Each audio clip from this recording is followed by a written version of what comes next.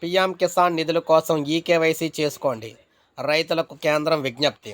So కేంద్ర ప్రభుత్వమే, సాక్షాత్తు కేంద్ర ప్రభుత్వం అయితే రైతులకు కీలక ప్రకటన జారీ చేసింది. పీఎం కిసాన్ సమ్మాన్ నిధులు పొందాలంటే ఇక ఈకేవైసీ పూర్తి చేయాలని కేంద్రం రైతులకు సూచించింది.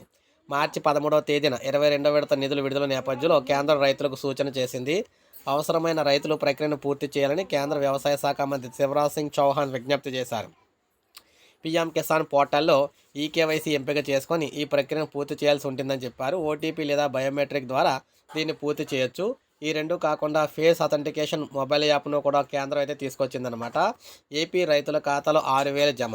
పీఎం కిసాన్ అన్నదాత సుఖీభావ 3వ విడత నిధులకు సంబంధించి 13వ తారీఖున రైతుల ఖాతాలోని మనకి అస్సాంలో గౌహటిలో జరిగే కార్యక్రమంలో ప్రధాని మోడీ, కృష్ణా జిల్లా గన్నవరం నియోజకవర్గంలో జరిగే కార్యక్రమంలో సీఎం చంద్రబాబు పాల్గొని నిధులు విడుస్తారు. అయితే ఇక్కడ మనకి రైతులకు సంబంధించి కేంద్ర ప్రభుత్వం అన్ని రాష్ట్రాలకు, అటు తెలంగాణ రైతులకు, ఆంధ్రప్రదేశ్ రైతులకు పీఎం కిసాన్ నిధులు అనేవి ఈకేవైసీ చేయించుకున్న వారికే వస్తాయని చెప్పేసి చెప్పడంతో మెలికైతే పెట్టిందనమాట.